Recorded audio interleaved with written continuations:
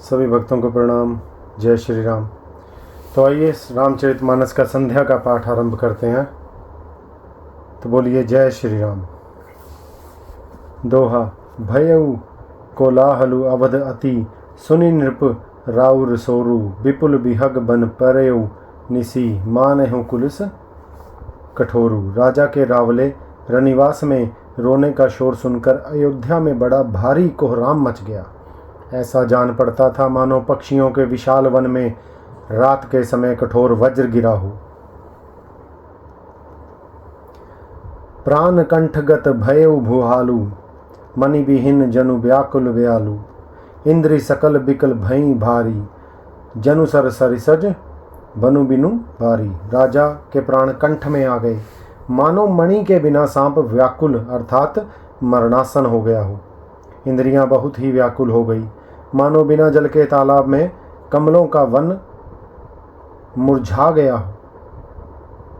कौसल्या नृपु दीख मलाना, रवि अंथयो जिन जिय जाना, उर धरि धीर राम महत तारी, बोली बचन समय अनुसारी। कौशल्या जी ने राजा को बहुत दुखी देखकर अपने हृदय में जान लिया कि अब सूर्य कुल का सूर्य अस्त हो चला। तब श्री रामचंद्र जी की माता कौशल्या हृदय में धीरज धरकर समय के अनुकूल वचन बोली। नाथ समुझी मन करिय विचारु, राम योग पयोधि अपारु, कर्ण धार तुम अवध जहाजू, चढ़े सकल प्रिय पाथिक समाजू। अर्थात हे नाथ, आप मन में समझ कर विचार कीजिए कि श्री रामचंद्र का वियोग अपार समुद्र है, अयोध्या जहाज है और आप उसके कर्णधार अर्थात खेने वाले हैं। आप सब प्रियजन, कुटुंबी और प्रजा की यात्रियों का समाज है और इस जहाज पर चढ़ा हुआ है। धीर जो धरिय न पास पारू, ना ही बूढ़ी सबु परिवारू, जो जिय धरई विनय पिय मोरी, रामु लखनु सिय मिल ही बहोरी। आप धीरज धरिएगा तो सब पार पहुंच जाएंगे, नहीं तो सारा परिवार डूब जाएगा। हे प्रिय स्वामी, यदि मेरी विनती हृदय में धारण कीजिएगा तो श्री राम लक्ष्मण सीता फिरा मिलेंगे। दोहा। प्रिय बचन मृदु सुनत नृपु, चितयु आँखि उघारी, तलफत मीन मलिन जनु, सिंचत शीतल बारी। प्रिय पत्नी कौशल्या के कमल वचन सुनते ही राजा ने आंखें खोलकर देखा, मानो तड़पती हुई दीन मछली पर कोई शीतल जल छिड़क रहा हो। धरि धीरजु उठी बैठु बुहालू, कहु सुमंत्र कह राम कृपालु, कहाँ लखनु कह राम सनेही, कहाँ प्रिय पुत्र बधु बैदेही। धीरज धर कर राजा उठ बैठे और बोले, सुमंत्र कहो, कृपालु श्री राम कहाँ हैं, लक्ष्मण कहाँ हैं, सनेही राम कहाँ हैं, और मेरी प्यारी बहू जानकी कहाँ है। बिलपत राउ बिकल बहु भांति, भई जुग सरिस सिराती न राती, तापस अंध साप सुधि आई, कौशल्या ही सब कथा सुनाई। राजा व्याकुल होकर बहुत प्रकार से विलाप कर रहे हैं। वह रात युग के समान बड़ी हो गई अर्थात बीतती ही नहीं है। राजा को अंधे तपस्वी अर्थात श्रवण कुमार के पिता के शाप की याद आ गई। उन्होंने सब साथ कौशल्या को कह सुनाई। भयउ बिकल बरनत इतिहासा, राम रहित धिग जीवन आशा, सो तनु राखी करब मैं काहा, जेहि न प्रेम पनु मोर निवाहा। उस इतिहास का वर्णन करते करते राजा व्याकुल हो गए और कहने लगे कि श्री राम के बिना जीने की आशा को धिक्कार है। मैं उस शरीर को रख कर क्या करूँगा जिसने मेरा प्रेम का प्रण नहीं निभाहा। हा रघुनंदन प्राण प्रीते, तुम बिनु जियत बहुत दिन बीते। हा जानकी लखन रहा रघुबर, हा पितु हित चित चातक जलधर। हा रघुकुल को आनंद देने वाले मेरे प्राण प्यारे राम, तुम्हारे बिना जीते हुए मुझे बहुत दिन हो गए हैं। हा जानकी लक्ष्मण, हा रघुवर, हा पिता के चित्त रूपी चातक के हित करने वाले मेघ। दोहा। राम राम कही राम कही, राम राम कही राम, तनु परिहरि रघुबर बिरहा, राउ गयो सुरधाम। राम राम कहकर फिर राम कहकर फिर राम राम कहकर और फिर राम कहकर राजा श्री राम के विरह में शरीर त्याग कर सुरलोक को सिधार गए। बोलिए जय श्री राम। जियन मरण फलु दर्शव पावा, अंड अनेक अमल जसु छावा। जियत राम विदु बदनु निहारा, राम बिरह करी मरनु संवारा। जीने और मरने का फल तो दशरथ जी ने ही पाया, जिनका निर्मल यश अनेकों ब्रह्मांडों में छा गया। जीते जी तो श्री रामचंद्र जी के चंद्रमा के समान मुख को देखा और श्री राम के विरह को निमित्त बनाकर अपना मरण सुधार लिया। शोक बिकल सब रोवहि रानी, रूप सीलु बलु तेजु बखानी। करहि बिलाप अनेक प्रकारा, परहि भूमि तल बारहि बारा। सब रानियां शोक के मारे व्याकुल हो रही हैं। वे राजा के रूप, शील, बल और तेज का बखान कर करके अनेकों प्रकार से विलाप कर रही हैं और बार बार धरती पर गिर गिर पड़ती हैं। बिलपहि बिकल दास अरुदासी, घर घर रुदन करी पुरबासी। अंथयु आजु भानु कुल भानु, धर्म अवधि गुण रूप निधानु। दास दासीगण व्याकुल होकर विलाप कर रहे हैं और नगरवासी घर घर रो रहे हैं। कहते हैं कि आज धर्म की सीमा, गुण और रूप के भंडार, सूर्य कुल के सूर्य अस्त हो गए। गारी सकल कह कहीं देही, नयन बिहीन कीन जग जेही। यही विधि बिलपत रैनी बिहानी, आए सकल महामुनि ज्ञानी। सब कह कही को गालियां देते हैं, जिसने संसार भर को बिना नेत्र का अर्थात अंधा कर दिया। इस प्रकार विलाप करते रात बीत गई। प्रातः काल सब बड़े बड़े ज्ञानी मुनि आए। दोहा। तब वशिष्ठ मुनि समय सम कही अनेक इतिहास, शोक निवारयु सब ही कर निज विज्ञान प्रकाश। तब वशिष्ठ मुनि ने समय के अनुकूल अनेक इतिहास कहकर अपने विज्ञान के प्रकाश से सबका शोक दूर किया। तेल नाम भरी नृप तनु राखा, दूत बोलाई बहुरी यस भाषा। धावहु बेगी भरत पही जाहू, नृप सुदिकत हूँ कहु जनिकाहू। वशिष्ठ जी ने नाव में तेल भरकर राजा के शरीर को उसमें रखवा दिया। फिर दूतों को बुलवाकर उनसे ऐसा कहा, तुम लोग जल्दी दौड़कर भरत के पास जाओ। राजा की मृत्यु का समाचार कहीं किसी से न कहना। ए तनई कहु भरत सन जाई, गुर बोलाई पठेउ दो भाई। सुनि मुनि आय सुधावन धाय, चले बेग बर बाजी ल जाए।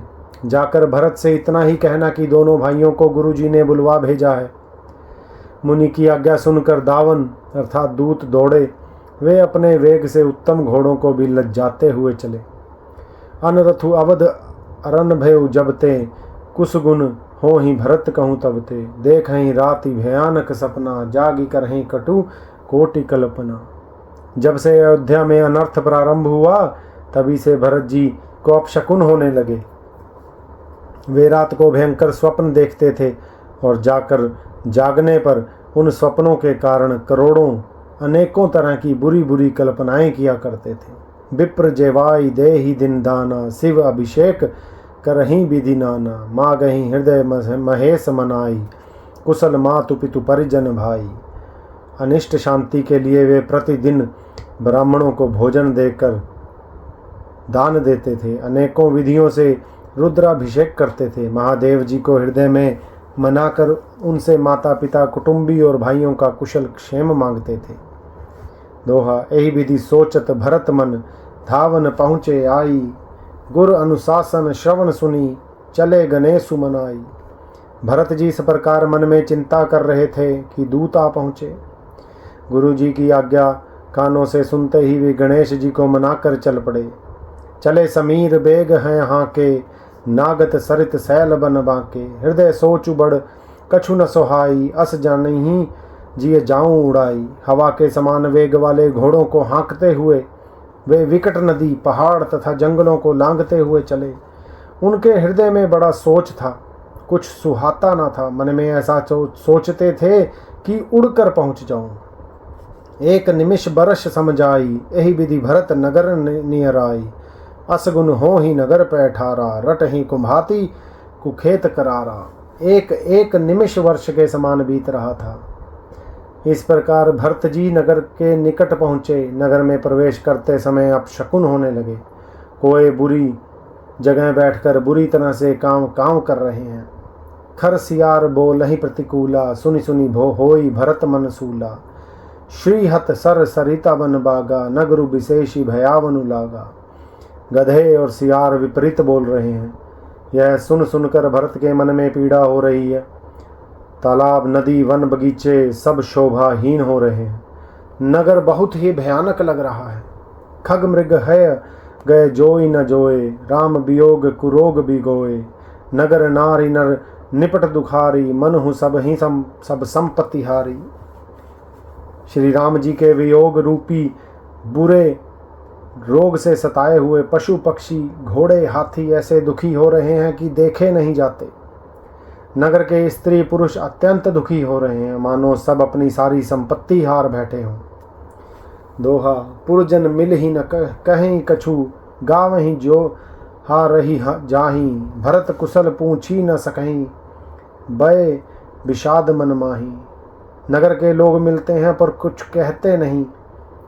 गांव से चुपके जोहार वंदना करके चले जाते हैं। भरत जी भी किसी से कुशल नहीं पूछ सकते, क्योंकि उनके मन में भय और विषाद छा रहा है। हाट बाट नहीं जाई निहारी, जनुपुर दह दिसी लागी दवारी। आवत सुन सुनी कह कई नंदिनी, हर्षि रवि कुल जल रहू चंदिनी। बाजार और रास्ते देखे नहीं जाते, मानो नगर में दसों दिशाओं में दवाग्नि लगी है। पुत्र को आते सुनकर सूर्य कुल रूपी कमल के लिए चांदन रूपी कैकई बड़ी हर्षित हुई।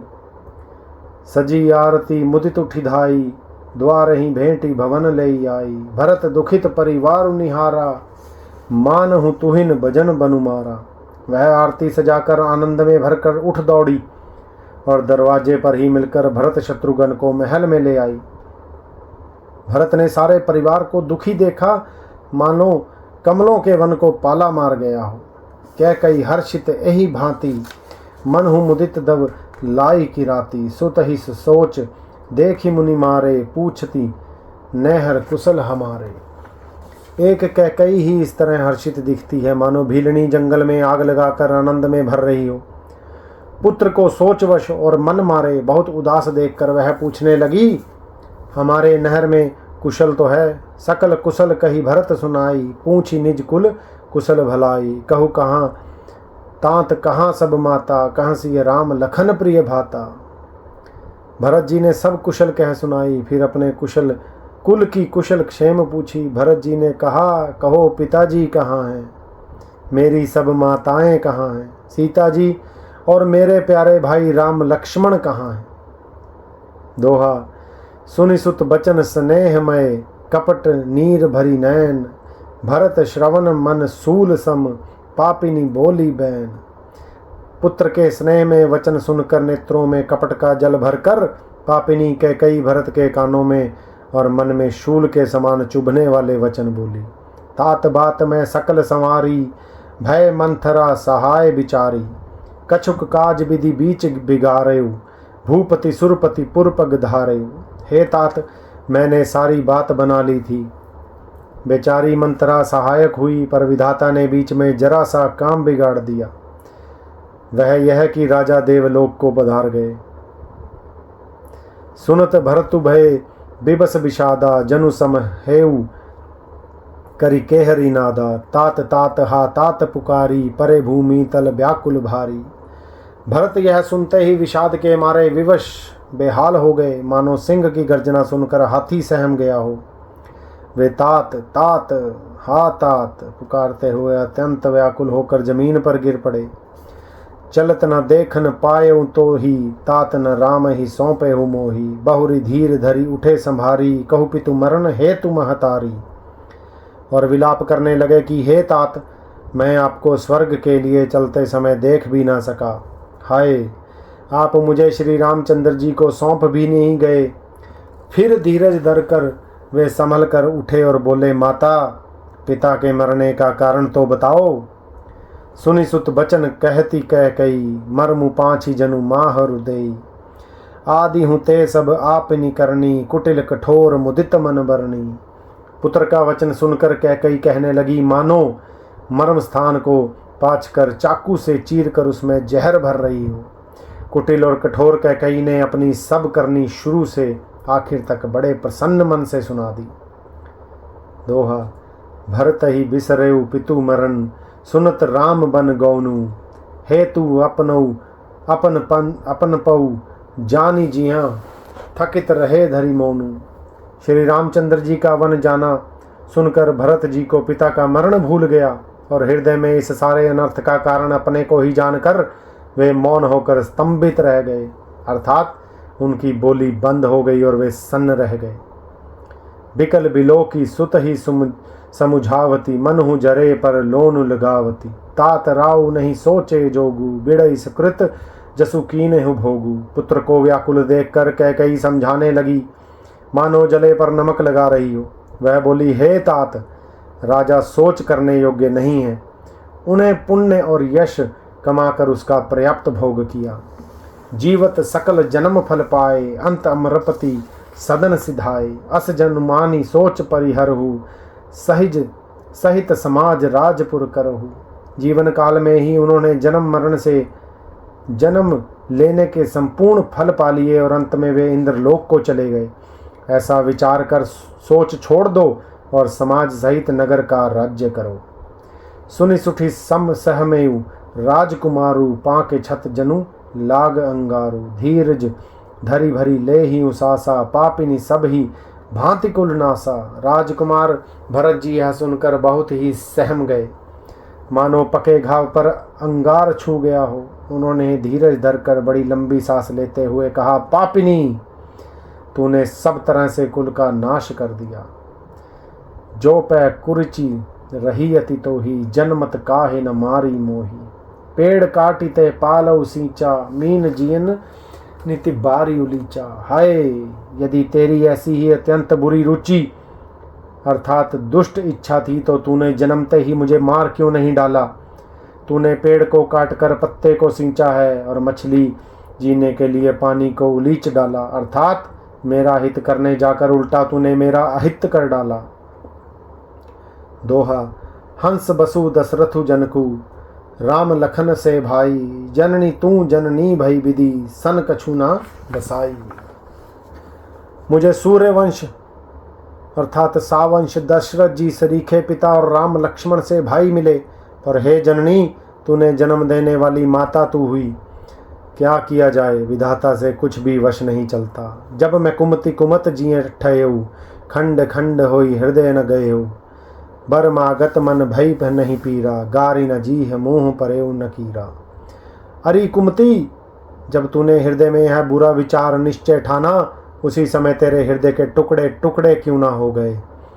वरदान मांगते समय तेरे मन में कुछ भी पीड़ा नहीं हुई, तेरी जीभ गल नहीं गई, तेरे मुंह में कीड़े नहीं पड़ गए। भूप प्रतीति तोरी किमि की नहीं, मरण काल विधि मति हरि लीनही। विधु न नारी हृदय गति जानी, सकल कपट अवगुण खानी। राजा ने तेरा विश्वास कैसे कर लिया। जान पड़ता है विधाता ने मरने के समय उनकी बुद्धि हर ली थी। स्त्रियों के हृदय की गति अर्थात चाल विधाता भी नहीं जान सके। वह संपूर्ण कपट पाप और अवगुणों की खान है। सरल सुशील धर्म रत राऊ, सो किमि जाने तियु सुभाऊ। अस को जीव जंतु जग माही, जही रघुनाथ प्राण प्रिय नाही। फिर तो राजा तो सीधे सुशील और धर्मपरायण थे, वे भला स्त्री स्वभाव को कैसे जानते। अरे जगत के जीव जंतुओं में ऐसा कौन है जिसने श्री रघुनाथ जी के प्राणों के समान प्यारे नहीं हैं। जे अति अहित राम उते उतोही, को तू अहसी सत्य कहु मोही। जो हसी सो हसी मुँह मसिलाई, आँखी ओट उठी बैठे ही जाई। वे श्री राम जी भी तुझे अहित हो गए, वैरी लगे।